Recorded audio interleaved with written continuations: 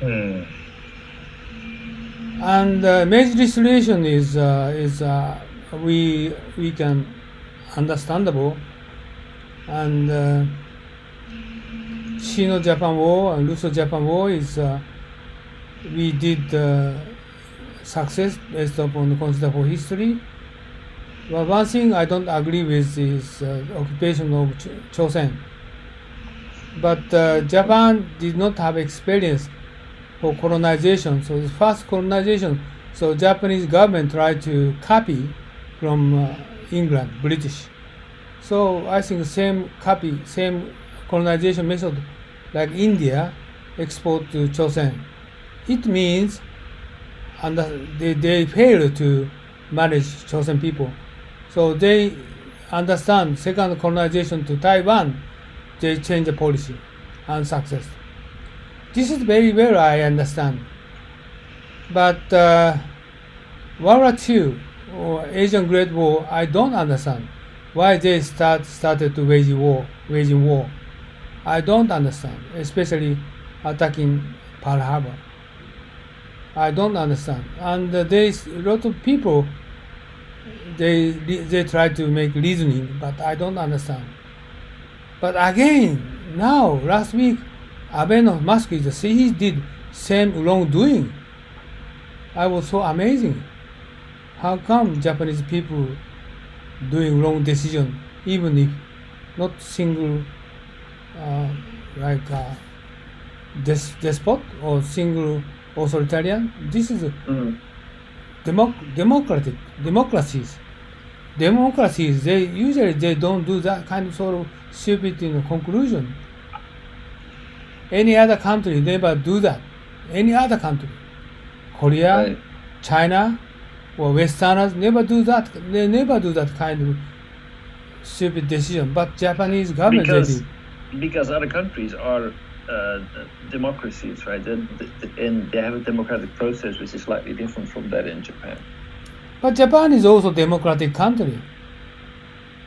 They try to discuss with many Diet members and several hundred people every day. They discuss what kind of try to figure out solution for COVID-19.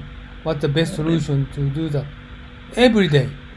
But And just like me, that the real decisions are being made not in Parliament, but before Parliament session or after Parliament session, in the restaurants in Tokyo. no, no, I'm not. I'm talking about not Parliament. I'm talking about committee. Abe is building up committees to discuss what kind of economic and health policy we're going to be delivered for the people. And this one conclusion, the first conclusion he did, but this is everybody believes that is crazy. But how come he announced that kind of crazy conclusion? This is kind of okay. We decide to attack Pearl Harbor. The same, don't you think so? Well, okay, so both decisions are outrageous. So you can ask yourselves, under which pretense did this happen? It comes from a mindset. It starts from a mindset where people have a kind of like screwed up idea of reality. So that's one thing. I believe that comes from kind of distance from reality. So people are not actually engaging and seeing what's happening on the ground, but they form their own ideas, kind of like remote from reality. Okay. Simple question for you. Abenomics decision is crazy or not? How do you think? I think it's stupid. Yeah. Right? So everybody believes that is stupid. But how come they decided? This is Japanese, people problem. That is absolutely a valid question. So that question must have been asked or not. This is my concern about Japanese people get together. How come they made a kind of crazy decision, stupid decision? making. Well, Not this is the first time in the history. World War II, they did kind of sort of crazy decision. okay, but that question is a valid question, and basically this is something that. Okay, if we put this in a historical context, this was one of the main questions that German people asked themselves, and they discussed it. So why did this happen? How come that we actually started to collaborate and to pursue this goal, which seems so completely outrageous when looking back at it? But the same decisions have been made over and over again. So who asked those questions, and have they ever been asked and been discussed?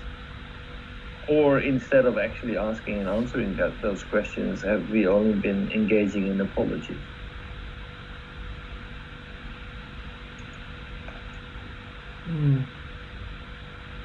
I think that there is a consistent pattern that these things are not being evaluated, so you lose the opportunity to actually learn something from history. Because it seems to be a repeating pattern. And I believe that the roots lie into the distance that decision makers have to the reality. Engaging in war, that's something that's been decided in Tokyo, very far away from the front lines. I understand military tried to extend the war against China after Shanghai occupation. They're going down to south, and because of military power get increasing year by year. Power balance is not controlled by anybody.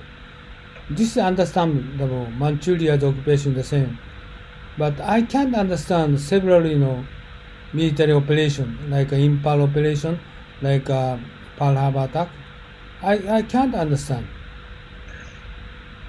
Well, I think in the minds of the people at the time, it was a matter of survival. So if the United States would not allow resources to flow to Japan, then they would lose the war. So they were in there already. They were already out there. They were already engaging in war. And then because the United States turned around and imposed those sanctions on Japan, this became a do or die situation. Just do anything. We need to more consider for the background and information. Just we don't need to consider for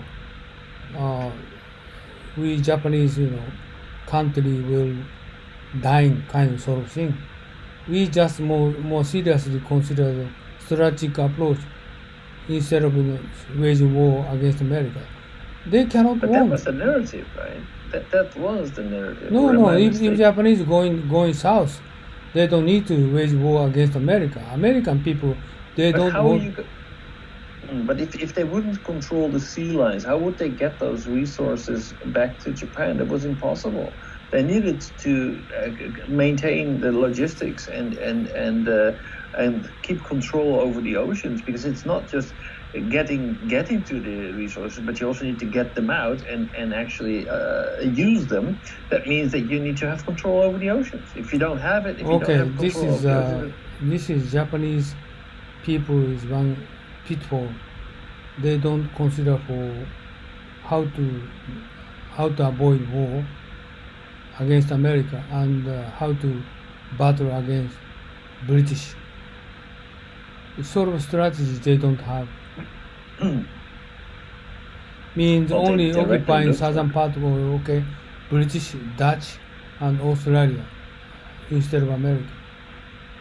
So the Japanese government need to make an effort to how to make any kind of agreement with America. So kind of negotiation they didn't do that. So always Japanese try to all or nothing. Right. But this is something similar to the current Abenomics. Okay, we're going to try to do the best. He said, our great proposal for Japanese people, he said, for coronavirus, what kind of action we're going to take, the best of best, he said. What is the best of best? How to distribute Abenomics, right? So this is kind of the attacking Pearl Harbor. Defeated, obviously defeated everybody against him, against this decision.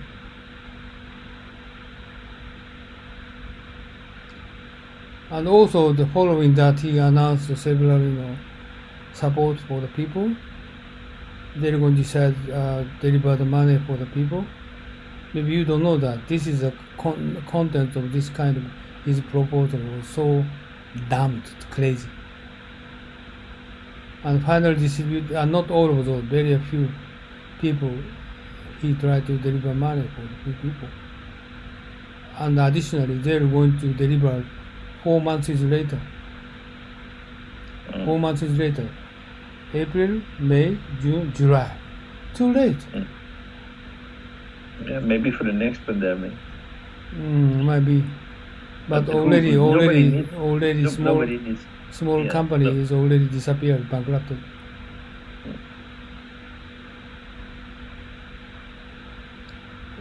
Well, I'm not expert for the government policy or tactics or strategy, but this is, even if as ordinary person, his decision is crazy. Yeah, I would think that basically there's no need to distribute that among all the people. It would be much smarter to allocate resources and actually start to develop more testing capacity, that if it starts to spread out, it will not be egalitarian. So you need to be aware of what's happening on the ground if you want to fight it. If you just keep on doing as they are doing right now, and just let it grow, and say, okay, well, you need to have 4 days of fever before we're going to test you. Then you're talking about money? I'm talking about how to spend that money most effectively, like giving everybody in Japan 2 masks, whether they live in Hokkaido or in Okinawa or in Tokyo. Oh, you're talking about mask? Yeah. I mean, it seems to be like spreading it everywhere, where the situation is very different from area to area. Get a much better understanding of what's happening on a local level seems to be much more effective, because this is you're going to need all those resources, maybe in 1 or 2 places, if you're lucky. Currently, government, they are doing that, and you can find that any mask in the supermarket, because they are intentionally distributing masks to the Hokkaido or some shortage of the mask area. They try to distribute. So that's the reason why in Tokyo we don't have masks. But the government decision is distributing masks is itself is not. I can't understand. Not only Abe's one person decision, but all politician decision. This Japanese, something wrong point. We need to analyze. It's very serious issues, I think. Where suddenly they're going to decide, okay, we're going to battle against North Korea. Same. It's crazy, but suddenly in future they're going to start to war against North Korea. Same. Right. This is going to be some kind of like a narrative that people come up with, that okay, it's worthwhile and it's good enough to convince people on a person by person base, and then they will gradually grow that idea and create consensus around that idea, and they will be able to actually pull it off. that's what I'm afraid of, because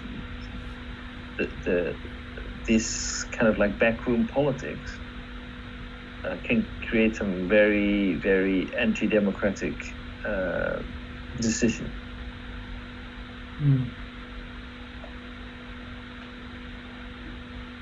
So I think it's basically how you perceive reality. That means that too far away from the actual reality, too far away from knowing what's really going on, not being in contact with what's happening outside your sphere of confluence. So believing that basically that not getting out of your echo chamber, that seems to be very important, because people are always confirming and trying to find consensus, and then using the decision-making process to actually drive your narrative, your interpretation of what's happening outside, to reach a conclusion that could be completely counterproductive or go against you. So I think it's the sum of those two, not being in touch with reality, number one, and living in an echo chamber. That's number one. Number two is actually What do you mean echo chamber? Echo chamber means that basically we are reconfirming the reality with us, because basically the people in parliament, the bureaucrats are here in Tokyo. They are discussing it without actually getting their hands dirty and going and visit the areas themselves and engaging in decisions. So look at how multinationals operate, like the company of one of our members, who are kind of like letting their representatives go out and figure out the reality, and their complete image of the reality is based on what they see secondhand, about the stories that they hear, without actually knowing, without actually getting out and engaging on the ground and getting to know the real situation. So what they are doing is they're kind of confirming and reaffirming how other people's feelings are regarding a certain situation, without actually having the knowledge from what's happening on the ground. So they need to be able to live together peacefully within the office in Tokyo, instead of actually going to Southeast Asia and actually engaging with these people and knowing what it is, and then creating an opinion based on their own on their own exposure to the reality. So this is more about how can we keep it peaceful in the office than actually going out and figuring out what's happening outside. So it's a completely fictitious reality. It's not based on any real interaction. It's just a narrative that's being created, and that becomes common sense. But that common sense is not. That's just because we hear this from other people that we trust and respect, because we always see them in the office. But they don't know what they're talking about, because they don't go out either. They only base themselves on the stories that they hear from their colleagues. Well, where do they come from? Basically, they're just debating among themselves about something that they've never experienced. No, I'm talking about is Abeno Musk is his decision itself is anybody never think about that kind of conclusion. Anybody never think about the kind of conclusion. So not common sense, not get the other opinion. This is decision making itself is unbelievable decision. How come kind of decision will come up? I don't know what the narrative was around this discussion. Maybe they completely believe that this is a brilliant idea because of what they discussed among themselves. And even if you're going to ask the elementary school girl, they understand this is crazy. Right, but nobody ever bothered to explain this decision, right? Maybe they have a very good idea about this, because it will basically, if everybody has these two masks, then they will not be in a completely panic. So if anywhere in Japan there is an outbreak of this pandemic, then I think Jonathan mentioned this in the beginning. Then basically it will not be necessary to have a run on masks in that area, and we can keep those masks available for healthcare workers. So by doing this, we actually reduce the risk of hoarding, because everybody has a mask, so they don't need to buy a mask, and therefore it will protect the workers. I mean, it could be a story like this, but nobody explains it. So this could be driving that discussion. I don't know.